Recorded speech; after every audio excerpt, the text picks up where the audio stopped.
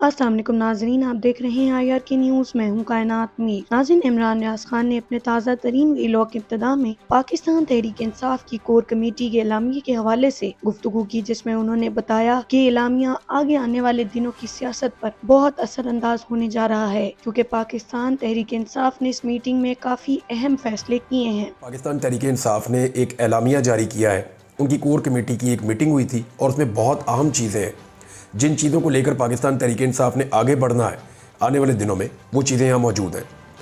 Number एक, पाकिस्तान तहरीक इंसाफ ने ये फ़ैसला किया कि जो 12 रबीउल अव्वल आ रही है, उसकी वजह से पाकिस्तान तहरीक इंसाफ का जो जलसा लाहौर वाला है, जो इन्होंने 15 तारीख को करने का फ़ैसला किया था, तो इस सिलसिले में तहरीक इंसाफ ने फैसला किया है कि उस जलसे को आगे ले जाएंगे। यानी इस्लामाबाद वाला जलसा तो 8 सितंबर को हो रहा है, 15 सितंबर को लाहौर वाला होना था, उसको 22 सितंबर पे ले जाएंगे और 15 तारीख को जलसा नहीं करेंगे, क्योंकि उन दिनों में 12 रबीउल अव्वल की तकरीबात आ रही हैं और वो सारे मुसलमान बड़े मिली जोश व जज्बे से इसको मनाते हैं उस दिन को। तो उस दिन पाकिस्तान तहरीक इंसाफ ने कहा कि डिफरेंट एक्टिविटीज़ होंगी, तो हम उस दिन एक सियासी जलसा नहीं करना चाहते, वो हम अगले हफ्ते पे ले जाएंगे। तो तहरीक इंसाफ ने एक तो ये अनाउंसमेंट किया। दूसरा जो उनका अनाउंसमेंट है वो उनका ये है कि उन्होंने ये भी कहा कि इमरान खान साहब के ख़िलाफ़ फ्रॉड, धोखाधड़ी के तहत जो मुकदमात कायम किए गए हैं, वो सारे अनकरीब अपने मंतकी अंजाम को पहुँच जाएंगे और इमरान खान साहब बाइज़्ज़त तौर पर बरी होकर कौम की क़यादत और उसकी ज़िम्मेदारी संभालेंगे। फिर उन्होंने कहा जी, कोर कमेटी को बानी चेयरमैन के बारे में जेल इंतज़ामिया का जो रवैया है इमरान खान साहब के साथ, वो इंतहाई गैर मुनासिब है और इसके बारे में जब कोर कमेटी को इन्फॉर्म किया गया तो इमरान खान साहब के बुनियादी हकूक़ को पामाल किया जा रहा है, उनसे मुलाकात के लिए जाने वालों की तज़लील की जाती है और बातचीत करने से रोका जाता है। इस सिलसिले में ये आदा किया गया कि इस रवैये को हर सियासी और कानूनी फोरम के ऊपर पाकिस्तान तहरीक इंसाफ उठाएगी जब तक कि इसका तदारुक नहीं हो जाता। यानी जो इमरान खान साहब के साथ जेल में रवैया हो रहा है वो नामुनासिब है, इस पर PTI कह रही है, हम आवाज़ उठाएंगे। उन्होंने कहा जी, ऑक्सफोर्ड यूनिवर्सिटी के चांसलर का जो इमरान खान साहब का फ़ैसला है, इसको हम सराहते हैं, ये बड़ा अच्छा फ़ैसला है। ये एक तरफ इमरान खान साहब की बैन अवी फोरम्स पर मकबूलियत जो है उसकी गमाजी करता है कि वो बड़े मकबूल हैं आलमी सतह के ऊपर, लेकिन ये कोशिश दुनिया भर में पाकिस्तान के मकाम को उजागर करने के लिए एक बड़ा अहम किरदार अदा करेगी। और पाँचवां जो एलामिया है उसमें यह है कि जो 8 सितंबर को इस्लामाबाद में जलसा होने जा रहा है, उसके बारे में कोर कमेटी को ब्रीफिंग दी गई और ये फैसला किया गया कि जितनी भी कमेटियां बनाई गई हैं इस जलसे को कामयाब बनाने के लिए, वो अपना काम जारी रखेंगी, इस पर पूरी मेहनत करेंगी ताकि एक पुरअमन और तारीख साज जलसा मुनक्कद किया जा सके। छठा जो ऐलान है वो ये है कि पाकिस्तान तहरीक इंसाफ आइन की बालादस्ती और कानून की हुक्मरानी पर यकीन रखती है। ये बड़ी इंपॉर्टेंट चीज़ है। उन्होंने कहा इस सिलसिले में ये फैसला किया गया है कि हुकूमत की तरफ से असेंबली में पेश किए जाने वाला कोई भी बिल जो आईने पाकिस्तान से मुतसादम होगा या हुकूमत अपनी ख्वाहिशात के मुताबिक बिल ले आती है और जिससे अदलिया की आज़ादी मुतासिर होगी, उसको अदालत में PTI जाएगी, फ़ौरन चैलेंज करेगी। फिर जो बलूचिस्तान में पुरतशद्दुद कार्रवाइयाँ हो रही हैं उनकी उन्होंने मजम्मत की वहाँ पर और ये कहा कि हुकूमत अपनी जिम्मेदारियों को समझे और उसको निभाए और अपने रवैये में फौरी तौर पर तब्दीली लाए ताकि मुल्क में अमन व अमान की सूरत बेहतर हो। 8वें नंबर पे उन्होंने कहा जी, जितने भी पार्टी के मेंबर्स हैं या कोर कमेटी के, इन्होंने फैसला किया कि हर पार्टी का जो ओहदेदार है वो पार्टी के प्लेटफॉर्म्स को अपने ख्यालात के इजहार के लिए इस्तेमाल करेगा और मुअस्सर तरीके से पार्टी का मौक़िफ़ लेकर जाएगा। ये डिसिप्लिन की बात है। और जो ये 9वां पॉइंट है ये बहुत इंपॉर्टेंट है। उन्होंने कहा जी, 8 फरवरी के इलेक्शन में इमरान खान साहब के नज़रिए को जीत मिली थी और अभी हाल ही में NA 181, NA 154 और NA 79 में जो अवाम ने पाकिस्तान तहरीक इंसाफ को सीटें दी हुई थी, लेकिन इलेक्शन कमीशन ने आइन और कानून के तकादे पामाल करते हुए दोबारा गिनती में ये तीनों सीटें एक एक करके पाकिस्तान तहरीक इंसाफ से और उनके जीते हुए नुमाइंदगान से छीन ली और अभी एक सीट और भी छीन ली है, वो भी आपको पता है, और चोरों के टोले में बांट दी गई ये सीटें। इस घिनौनी कार्रवाई में चीफ जस्टिस पाकिस्तान काजी फायद ईसा ने इलेक्शन कमीशन की मुकम्मल मदद की है। आनत की है, ये लफ्ज़ इस्तेमाल किया, तो मदद फराम की है। तो काजी फायद ईसा साहब के ऊपर डायरेक्ट बड़ा सीरियस एलिगेशन पाकिस्तान तहरीक इंसाफ ने लगाया कि काजी साहब ये सीटें पाकिस्तान तहरीक इंसाफ की छीन कर दूसरी सियासी जमातों को दे रहे हैं और इससे आहिस्ता आहिस्ता एक एक कदम जो है वो PMLN बढ़ती जा रही है 2 तिहाई अक्सरियत की तरफ। लेकिन क्या वो 2 तिहाई अक्सरियत ले पाएंगे, ये मैं आपको आगे बताता हूँ। 10वां और आखिरी नुकता ये है कि जी, रहीम यार खान से जो इलेक्शन आ रहा है, NA 171 में, वहाँ पे हसन मुस्तफ़ा को पार्टी का टिकट जारी किया गया है और पार्टी के तमाम मेंबर उनको सपोर्ट करेंगे। इसमें एक चीज़ आप याद रखिएगा कि इस इलेक्शन में पाकिस्तान तहरीक इंसाफ को फिर तस्लीम नहीं किया गया। हालांकि यही गलती पकड़ी थी सुप्रीम कोर्ट ऑफ पाकिस्तान के फुल कोर्ट ने। अब बल्ले का निशान तो नहीं दे रहे, वो कह रहे जी आपका बल्ले का निशान छीना गया इसलिए कि आपका इंट्रा पार्टी इलेक्शन उसको मानते ही नहीं। फजलुर रहमान साहब के भी इंट्रा पार्टी इलेक्शन में उनको बुला के वार्निंग दी जा रही है, लेकिन उनका निशान किताब है गालिबन, वो उनके पास ही है। लेकिन PTI के निशान छीना हुआ है, ये भी एक अलग कहानी है। पाकिस्तान में कभी ऐसा नहीं हुआ। ना सिर्फ PTI का निशान छीना हुआ है, बल्कि अब उनकी ये भी मान रहे कि पाकिस्तान तहरीक इंसाफ का बंदा है। ये नहीं, अगर वो जीत भी जाए तो कहेंगे आज़ाद उम्मीदवार है, ये PTI का नहीं है। ये भी ज्यादती कर रहे हैं, लेकिन इनको चाहिए कि पाकिस्तान तहरीक इंसाफ एक रजिस्टर्ड पॉलिटिकल पार्टी है, तो ये अपनी पार्टी का टिकट जाके वहाँ जमा करवा दें, चाहे इंतखाबी निशान मिले या ना मिले, फिर कोर्ट जाने उसका काम जा रहे। वैसे तो मरियम नवाज की वजारत आला में कोई इलेक्शन जीतना मुमकिन ही नहीं है। अब तो ये फॉर्म 45 भी जाली बना के लाते हैं, फॉर्म 47 भी जाली बना के लाते हैं, पूरा का पूरा इलेक्शन ही जाली कराते हैं। जैसे अभी गिलानी साहब के बेटे को एक को जितवाया, सवाल ही नहीं पैदा होता था जीत जाए।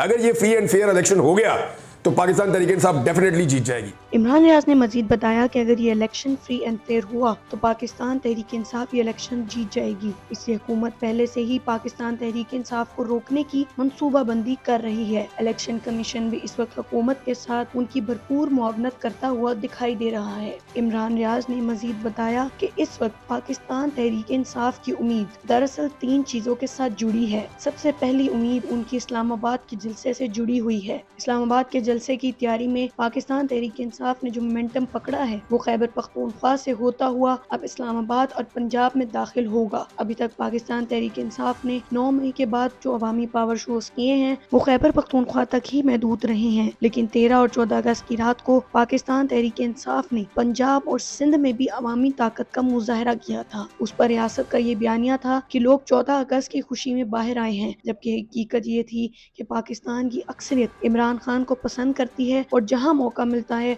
वहां इमरान खान के लिए इज़हार अकीदत और मोहब्बत दिखाती है। 13 अगस्त की रात को भी इसी तरह पाकिस्तानियों ने मुल्क की आज़ादी को मनाते हुए इमरान खान जिंदाबाद के नारे लगाए और पाकिस्तान तहरीक इंसाफ का झंडा पाकिस्तान के झंडे के साथ लेके आए। नाज़रीन, उन्होंने कहा कि 13 अगस्त के बाद मोमेंटम तो अच्छा बन गया था, मगर अब ऑफिशियली दाखिल कैसे होना है ये तहरीक इंसाफ के लिए बहुत बड़ा चैलेंज होगा, क्योंकि उन्हें उम्मीद है कि अगर हम इस्लामाबाद में एक बड़ा पावर शो करते हैं तो एक बार फिर से पूरे सिस्टम को झंझोड़ कर रख देंगे। पाकिस्तान तहरीक इंसाफ अपनी ताकत दिखा सकेगी और ये बता सकेगी कि 9 मई के बाद की भी तहरीक इंसाफ उतनी ही ताकतवर है जितनी 9 मई से पहले थी। उन्होंने मजीद कहा कि पाकिस्तान तहरीक इंसाफ की उम्मीदें यहाँ जुड़ी हुई है, क्योंकि रोजाना इमरान खान साहब जेल से पैगाम भेजते हैं। 8 सितंबर रोजाना जेल से कहते हैं। उनकी बहन जाती हैं, यही पैगाम लाती हैं, उनके वकील जाते हैं, यही पैगाम जाते हैं, जो सहाफ़ी जाते हैं उनको भी वो यही पैगाम देते हैं। सहाफ़ियों के लिए तो वहाँ बहुत क्राइटेरिया सख्त कर दिया गया है, लेकिन सब तरफ से पैगाम यही आता है कि 8 सितंबर को इमरान खान साहब चाहते हैं कि सारा पाकिस्तान इस्लामाबाद पहुँचे और जलसे में शिरकत करें। शो ऑफ पावर है कि लोग आज भी 8 फरवरी से लेकर आज यानी मार्च, अप्रैल, मई, जून, जुलाई, अगस्त, सितंबर 7 महीने हो गए, लोग आज भी इमरान खान के साथ खड़े हैं। पूरे 7 महीने हो जाएंगे 8 सितंबर को, 8 फरवरी वाले इलेक्शन को। तो 8 फरवरी को जो लोगों ने साबित किया था, क्या लोग आज भी साबित कदम हैं पाकिस्तान के? यहां से इमरान खान साहब की पार्टी ने एक उम्मीद लगाई हुई है। दूसरी उम्मीद उनकी जो मुस्तकबिल करीब में है वो फजलुर रहमान साहब से है। देखिए, फजलुर रहमान साहब की ज़रूरत हर हाल में इस हुकूमत को पड़नी है। अगर 2/3 अक्सरियत ये कौमी असम्बली में पूरी भी कर लेते हैं, अव्वल तो ये कर नहीं पाएंगे, अभी इनके नंबर्स कम हैं। फजलुर रहमान साहब के गालिबन 8 लोग हैं, अगर वो मिल भी जाते हैं फिर भी इनको बंदे तोड़ने पड़ेंगे। और कंट्रोवर्सी से बचने के लिए अपने बंदे इनके होने चाहिए। पाकिस्तान तहरीक इंसाफ के बंदों से ये वोट लेंगे तो आईनी तरमीम होगी नहीं, मानी नहीं जाएगी, मखसूस नशिस्तें इनको मिलने का इम्कान नहीं है। तो 2/3 अक्सरियत के लिए ज़रूरी ये है कि PTI के 2-4 तोड़ लिए जाएँ, उनको नून लीग में शामिल कर दिया जाए। 4 तो तोड़ लिए ना, कादी साहब की मेहरबानी से PTI कह रही है, 4 तो तोड़ लिए। हुआ ये कि जो बंदे जीते हुए थे 8-10 हज़ार के मार्जिन से, वो दोबारा गिनती करवाई गई और दोबारा गिनती से पहले बंदोबस्त कर लिया गया। अब जो क्लेम कर रहे हैं वो नुमाइंदगान, वो ये कह रहे हैं या MNAs वो क्लेम कर रहे हैं कि हमारे वोट तो पड़ गए इलेक्शन कमीशन के पास, तो इलेक्शन कमीशन ने हमारे वोटों को ख़राब किया। जो वोट पीटीआई को पड़े हुए थे उनको खराब किया, खराब करने के बाद दोबारा गिनती की और कहा जी ये तो खराब वोट थे, तो बिला वजह पहले गिन दिए थे। तो पीटीआई के वोट कम हुए और पीएमएलएन के नहीं हुए, या पीएमएलएन के अगर 1000 वोट कम किए तो 10,000 पीटीआई के कम किए। फॉर्मूला ये रखा और कोई ऐसा फॉर्मूला बनाया कि 2-3 हज़ार से पीटीआई को हरवा दिया और सीटें उधर करना शुरू कर दी। अभी भी चंद सीटें और हैं जिनके ऊपर कोई कार्रवाई डालने की ये कोशिश कर सकते हैं। तो एक एक करके ये करेंगे, उसके बाद फजलुर रहमान साहब को साथ में लाएंगे। फजलुर रहमान साहब इंपॉर्टेंस इख्तियार कर गए। उन्होंने वादा पीटीआई से किया जी मैं नहीं जाता और मैं कोई मदद 2/3 अक्सरियत के लिए नहीं करूंगा शहबाज शरीफ की या इस निज़ाम की। फजलुर रहमान साहब ऐसे करके देख लें, ज़्यादा क्या होगा। ये हुकूमत चलो 5 साल पूरे कर देगी, जाना तो पब्लिक के पास ही है, इलेक्शन तो वहीं जाके लड़ना है। और मियाँ नवाज शरीफ साहब वो शख्स हैं जिन्होंने, और मैं ये फजलुर रहमान साहब को बता रहा हूँ और ये पक्की खबर दे रहा हूँ, तस्दीक कर लें जाके। फजलुर रहमान साहब के ज़राए हैं वो इनकी तस्दीक कर सकते हैं कि मियाँ नवाज शरीफ साहब ने जो ताकतवर हल्के हैं उनको ये बड़ी वजाहत के साथ कह दिया था कि जो भी हुकूमत बनेगी फजलुर रहमान की मोहताजी हमें नहीं चाहिए। यानी हम फजलुर रहमान को अपनी हुकूमत का हिस्सा नहीं बनाना चाहते, हमें इंडिपेंडेंट हुकूमत दी जाए। इंडिपेंडेंट हुकूमत तो बनी नहीं, लेकिन 2/3 अक्सरियत के लिए फजलुर रहमान की जरूरत पड़ गई है। अब कभी जरदारी साहब जाते हैं, कभी मोहसिन नकवी जाते हैं, कभी शहबाज शरीफ जाते हैं, अब शहबाज शरीफ साहब जाके मिले। तो फजलुर रहमान साहब ने जो है वो टाइम मांग लिया था जरदारी साहब से भी, और फजलुर रहमान साहब ने टाइम मांग लिया है शहबाज शरीफ साहब से भी। और देखना यह है कि फजलुर रहमान साहब उधर जाते हैं या नहीं जाते, क्योंकि कौमी असम्बली में बात बन भी जाए ना तो सेनेट में बन ही नहीं सकती बगैर फजलुर रहमान साहब के, बन ही नहीं सकती। 2/3 अक्सरियत होगी नहीं, लिहाजा 2/3 अक्सरियत के लिए फजलुर रहमान साहब की ज़रूरत पड़ेगी। तो यहाँ पे ये सारे फंसे हुए हैं। तीसरी जो पाकिस्तान तहरीक इंसाफ की उम्मीद है वो काजी फ़ायद ईसा साहब की रिटायरमेंट है। 25 अक्टूबर को वो रिटायर हो रहे हैं। अगर काजी साहब रिटायर हो जाते हैं तो पाकिस्तान तहरीक इंसाफ दुनिया में वापस आ जाएगी। पाकिस्तान तहरीक इंसाफ को उम्मीद हो जाएगी कि अब हमें इंसाफ मिलना शुरू हो जाएगा। अब मज़े की बात देखें, पाकिस्तान तहरीक इंसाफ है लेकिन तारीख में सबसे ज़्यादा नाइंसाफ़ी इसी सियासी जमात के साथ हुई है। कैसी अजीब बात है। और जिस तरह की इनके साथ नाइंसाफ़ी हुई है ना, कुछ तसव्वुर भी नहीं कर सकता। यानी एहसन इकबाल साहब ने स्टेटमेंट दिया कि इमरान खान साहब को जेल में ऐसे रखा है जैसे 5 स्टार में रखा हुआ है। हद हो गई वैसे एहसन इकबाल साहब। इस जुल्म का अगर 10% आपके साथ होता ना या आपकी पार्टी के साथ, तो आप लोग इलेक्ट्रीशियनों के और नाइयों के वीज़ों के ऊपर मुल्क छोड़ के भाग जाते कि निकल के बाहर जाके कोई छोटा मोटा काम कर लेते हैं, कोई दौड़ जाओ यहाँ से, आप तो रुकते ही ना 1 मिनट के लिए भी। यहाँ पे ये लोग पाकिस्तान में रुके हुए हैं, डटे हुए और हिम्मत से आपका मुकाबला कर रहे हैं। आप मुझे बताएं, एहसन इकबाल साहब से सिंपल मेरा क्वेश्चन है, क्या आपके बंदों को जब उठाया गया तो गायब कर दिया गया था? कभी हुआ ऐसा? कभी ऐसा हुआ कि आपको अदालत लेके जा रहे हो मुंह पे कपड़ा डाल के? कभी ऐसा हुआ कि आपको नंगा करके करंट लगाया गया हो? कभी ऐसा हुआ? किसी पॉलिटिकल गवर्नमेंट ने ऐसा किया हो? हाँ, राणा सनाउल्लाह साहब के साथ ज्यादती हुई थी, लेकिन राणा सनाउल्लाह साहब ने वो ज्यादती का बदला कहीं और ले लिया जाके, वो भी पॉलिटिकल पार्टी से ही ले लिया। यानी जमहूरियत के लिए इन्होंने मार खाई राणा सनाउल्लाह ने, और फिर जमहूरियत का जो उन्होंने दूसरा चेहरा दिखाया गैर जमहूरी किस्म का, जो उन्होंने जुल्म किया वो भी सबके सामने। तो कभी इन चीज़ों को आप लोगों ने बर्दाश्त किया? कभी आपसे ज़बरदस्ती प्रेस कॉन्फ्रेंस करवाई गई? इससे 10% भी अगर आपके साथ होता ना तो आपकी पार्टी टिकती ना, जितनी पीटीआई ने मार खाई है। राणा सनाउल्लाह साहब ने खुद कहा कई दफ़ा कि इमरान खान से वी वर नॉट एक्सपेक्टिंग कि ये आदमी इतना सख्त होगा और इतनी तकलीफ बर्दाश्त कर लेगा। बहरहाल ये ताने वाने देते रहते हैं। अब काजी फ़ायद ईसा साहब की रिटायरमेंट पे पाकिस्तान तहरीक इंसाफ को ये उम्मीद है कि बचत हो जाएगी। राणा साहब ये कह रहे हैं कि हम कोई आईनी तरमीम नहीं करना चाह रहे, एक तरफ वो ये कह रहे हैं, लेकिन एक तरफ एक एक करके पाकिस्तान तहरीक इंसाफ के वोट छीन के अपने खाते में डाले जा रहे हैं। नाज़रीन, इमरान रियाज ने कहा कि जितना जुल्म पाकिस्तान तहरीक इंसाफ के साथ हुआ है, अगर उसका 5% भी मुस्लिम लीग नून के साथ होता तो ये मुल्क छोड़कर भाग जाते। राणा सनाउल्लाह जैसे लोगों ने जमहूरियत के लिए मार खाई, मगर इस चीज का बदला उन्होंने जमहूरी लोगों से ही लिया जिनका असल कसूर था। उनको राणा सनाउल्लाह कुछ ना कह सके। जो जुल्म राणा सनाउल्लाह ने किया वो सबके सामने है। उन्होंने राणा सनाउल्लाह और एहसन इकबाल से सवाल किया कि क्या कभी आपके लोगों को अगवा करके लापता किया गया? क्या कभी उनको नंगा करके करंट लगाया गया? अगर ये सब आपके साथ होता तो आप लोग जिंदगी भर के लिए सियासत से ही तौबा कर लेते। इमरान रियाज ने मजीद बताया कि पाकिस्तान तहरीक इंसाफ को उम्मीद है कि काजी फ़ायद ईसा की रिटायरमेंट के बाद उनको इंसाफ मिलना शुरू हो जाएगा। उसके बाद उन्होंने बताया कि उमर सुल्तान साहब जो इमरान खान साहब के साथी हैं और आज़म अशवानी साहब के दोनों भाई, वो इस्लामाबाद हाई कोर्ट में केस चला और बस केस ही चल रहा है। यानी ऐसा लगता है कि रियासत मजबूर हो गई है, ऐसा लगता है कि रियासत जो है वो अपने लोगों से प्यार ही नहीं करती। वो जो हम सुनते आ रहे थे कि रियासत वहाँ की तरह होती है, कहाँ होती है? हम सुनते आ रहे थे कि अदालतों में इंसाफ होता है, कहाँ होता है? अदालतों की ऐसी बेबसी तो मैंने कभी नहीं देखी। यानी chief justice Islamabad high court की अदालत में एक फुटेज चलाने की बात की गई कि जी वहाँ पुलिस मौजूद थी जहाँ से बंदा अगवा हुआ, और उन्होंने चलवाने से इनकार कर दिया, बल्कि वकील को बहुत बुरी तरह डांट दिया। क्या वो एक सबूत भी पेश नहीं कर सकते अदालत में कि हमारा बंदा किसने अगवा किया और कैसे अगवा करवाया? तो जनाब ये सूरत हाल है, केसेस को अगले हफ्ते पे डाल दिया गया है। तो ये बड़ा अनफॉर्चुनेट है। इन लोगों की बाजियाबी होनी चाहिए ताकि रियासत के अंदर कॉन्फिडेंस आए। देखिए, ऐसी ही हरकतों से हमने माजी में ख़राबियाँ पैदा की हैं, और माजी करीब में इतनी ख़राबियाँ पैदा की हैं कि आज पाकिस्तान की इकॉनमी खड़ी नहीं हो पा रही। सियासी इस्तेहकाम ही नहीं है पाकिस्तान में।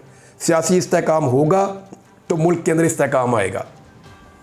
सारी तवज्जो इस बात पे है शरीफ ख़ानदान की कि उन्होंने अपनी शहज़ादी लॉन्च की है और उनको मकबूल करना है किसी तरह। यानी वो ये चाहते हैं कि मरीम नवाज़ साहिबा को लॉन्च किया गया है और उनकी मकबूलियत किसी तरह बढ़ाई जाए। लेकिन उनके इक़दामात की वजह से ना सिर्फ PMLN की मकबूलियत बल्कि इनके अपने ख़ानदान की मकबूलियत तबाह हो रही है, और लोग अब इनको वोट डालना ही नहीं चाहते। इससे पहले भी लोगों ने इनको वोट नहीं डाला। ये सारा टब्बर इलेक्शन हारा है। इनकी इलेक्शन जीतना इनका ख्वाब ही रह जाएगा। ये यास्मीन राशिद साहिबा से नवाज शरीफ साहब ने बदतरीन शिकस्त खाई है। महर शराफत से मरियम नवाज ने बदतरीन शिकस्त खाई है। हमजा शहबाज ने आलिया हमजा से बदतरीन शिकस्त खाई है। लेकिन इसके बावजूद ये जाली फार्म 47 पर आकर बैठ गए हैं। ये बिल्कुल वैसे ही है जैसे उमर फारूक, वो जो दुबई वाली शख्सियत है जिन्होंने इमरान खान साहब के लिए गवाही दी थी आगे कि जी ये तोशा खाना वाला हार मैंने ख़रीदा है। हालांकि कहानी बाद में कोई और निकली थी, और वो केस में इमरान खान साहब जो है ये साबित भी कुछ नहीं कर सके। तो उमर फारूक साहब, उनको इन्होंने फैसला कर लिया वो तमगा इम्तियाज़ देने का पाकिस्तान में कि जनाब बड़ी इन्होंने पाकिस्तान की खिदमत की है, इमरान खान के खिलाफ इसने झूठी गवाही दी है, लिहाजा इसने पाकिस्तान की बड़ी खिदमत की है, इसको बुला के तमगा इम्तियाज़ दे दो। अंदाज़ा करें आप पाकिस्तान, यानी ये मुल्क अपना अच्छा अवार्ड सदारती उसको दे रहा है जिसने झूठी गवाही दी है। हम कहाँ पहुँच गए हैं? कितना और गिरना है, कितना और गिराना है इस मुल्क को? वो नॉर्वे के अखबार पता क्या लिख रहे हैं कि जो बंदा नॉर्वे से फ्रॉड किया हुआ है, जिसके ऊपर वहाँ पे फ्रॉड के केसेस हैं, जिसने डॉलर्स के अंदर वहाँ पे पैसा लूटा हुआ है और वो नॉर्वे जा नहीं सकता, अब उनको फेस नहीं कर सकता, तो उस बंदे को पाकिस्तान की गवर्नमेंट एक सदारती अवार्ड से नवाज रही है।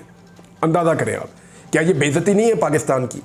क्या ये तौहीन नहीं है पाकिस्तान की कि आप उन लोगों को जिनका ना तो उनका कोई बैकग्राउंड है, और जो उनका बैकग्राउंड है वो आपके सामने है कि अखबारात में क्या छप रहा है, और ऐसे बंदे को, ये बात मैंने आपको बताई थी सन 2022 में जब ये बंदा पहली मरतबा गवाही देने के लिए तैयार हुआ था और शाहजेब खानजादा साहब के प्रोग्राम में इसको पहली दफ़ा लॉन्च किया गया था। इस बंदे को जब ये घड़ी दिखा रहा था तो तब मैंने आपको बताया था कि एक्चुअली ये सारी कहानी क्या है, और इस कहानी के चक्कर में मैं दुबई भी गया था और मैंने वहाँ से ये सारी कहानी इकट्ठी की थी, और एक एक फैक्ट मैंने आपको उस वक्त बताया था। ये नॉर्वे वाली स्टोरी भी मैंने आपको उस वक्त बताई थी।